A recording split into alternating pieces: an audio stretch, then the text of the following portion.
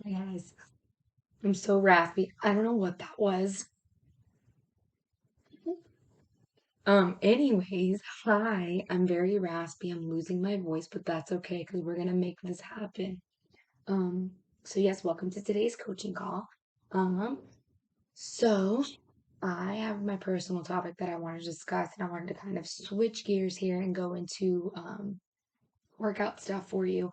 So I wanted to discuss working sets and what that means. Because I feel like, there's so many things that I wasted my time learning on my own when I first started a long, long, long time ago. So yeah, these are just things that I feel like aren't talked about a lot, so people don't really know. Yeah, and you can save yourself so much time and energy by knowing these things in advance and learning from me.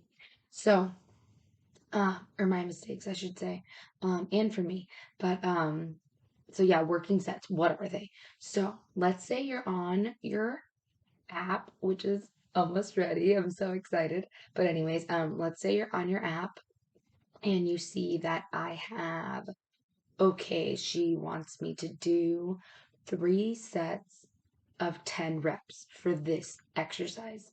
So what that means is that those are working sets. So that means that those are your, I want to say heaviest, but those are your most challenging sets that you're counting towards that. Okay, so let me try to explain it a little bit better. Okay, so I'm setting myself up for a deadlift, and I know I need to get 3 sets of 10 reps as my working reps. So that means I'm not going to set up the bar to 150 pounds and just do 10 right off the bat. I'm going to set up the bar to maybe like 135, 100 pounds, whatever isn't my working number, okay? And you're going to know your working numbers because every week you're going to track your numbers and it's going to tell you, oh, last time I did this move, I did it at 95 pounds. So that's not going to be my working set today. I'm going to go up a little bit, right? So, um, I lost my train of thought. Oh, yes. So I'm going to do the 100-pound deadlift and I'm going to do maybe like 12 to 15 reps. Feel it out. Get my body ready to do that move. Warm up set almost. You can call it a warm up set if that helps. So that's going to be your warm up set, right? Um, so even though you already did a warm up, because every time before you start working out, we're doing dynamic warm ups, right? So that's fine. You can do that, but you can still do a warm up set for each move if you want. If you're doing overhead presses and you know that you do 25 pounds on an overhead press, grab the 15s or grab the 20s and do like a set of just warm up set of it. And that's totally fine. Okay. So yeah, that's just kind of where I wanted to for people to understand because I know I used to waste my time. Like I used to count my warm up set as a set, and that doesn't really count. That's not really not that it doesn't count, but you're not fatiguing the muscle in the right way. So if your coach wants you to do 3 sets of 10, you need to do 3 sets of working 10, right? Not like, oh, well, that was kind of easy, but it's fine. I did 3 sets of 15 there. And then this next one, I grabbed a little bit more. So now this one, I'll do 3 sets of 12. And then, okay, I could do a little bit more. So then the third set is you're actually working setting. You've only done one working set when you needed to do three. Okay. So that's what that warm up set will allow you to do. Okay. Um, so that's kind of what I wanted to touch on today. Very simple. Just ask yourself, are you doing? And if you're doing it with the warm up sets included in your sets, it's not the end of the world. Like I said, it's not wrong, but you're not getting the most out of your sets if you are using your warm up sets as your working sets. Okay. So, oh, and then I had somebody comment about what is intermittent fat or not. What is it? Is it good? Intermittent fasting, I believe the question was. So yes, everybody really does intermittent fasting, really, whether you're doing 8 hours of it because you're sleeping, or whether you're doing your 12 hours because you eat breakfast late, whether you're doing 16 hours because you don't have your first meal until like 12. Um, so everybody does it. It just at the scale that you do it. So, I know I used to always do like maybe like a 10-hour one.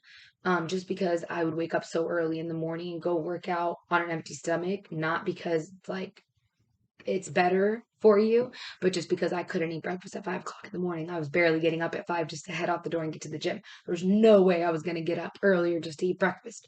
And I just can't eat that early. So, I was normally just doing that just because that's how it fit in my schedule, not like intentionally.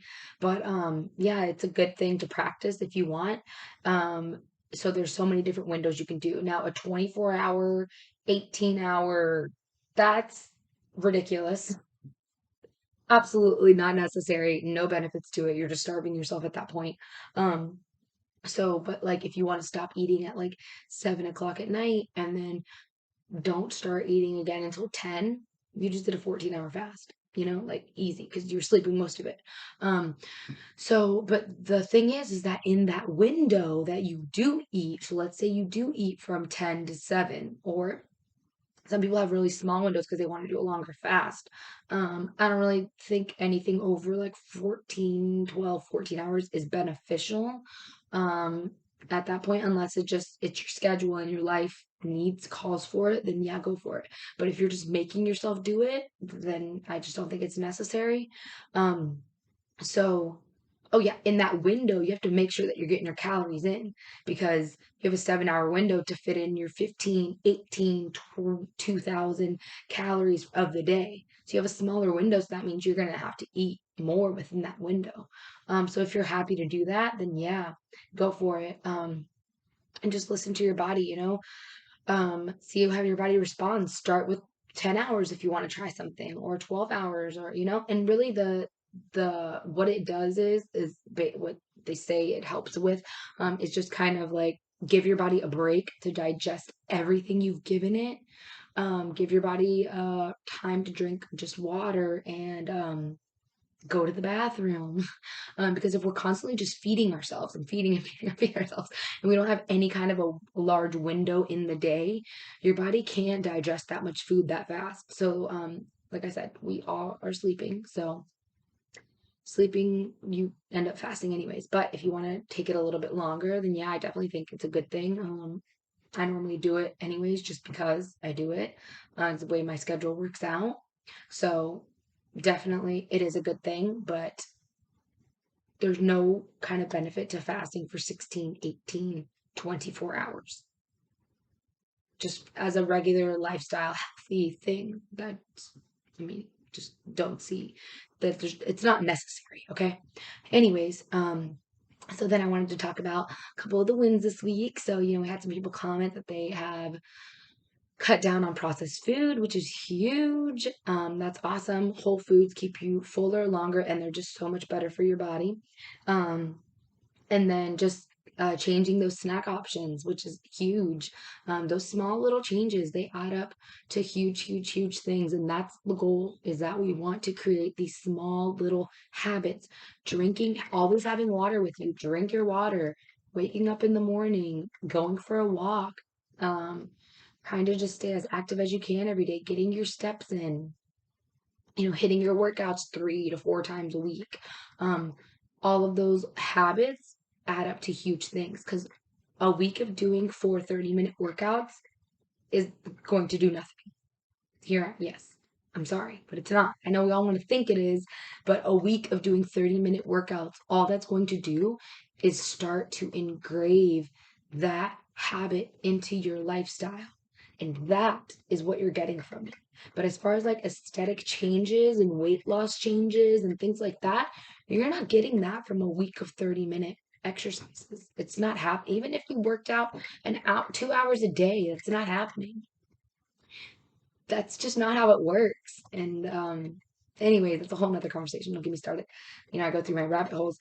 But yeah, what that's doing is that's creating these small habits that week after week, month after month, a year down the line, you're still doing these habits, and then you've created enough change.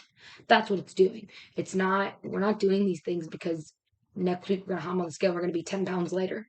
No, it doesn't work that way. So Definitely. Those are huge changes. So that's awesome, you guys. I'm so glad you're doing it. Keep me posted. Keep sharing your wins. We gotta, keep the community going.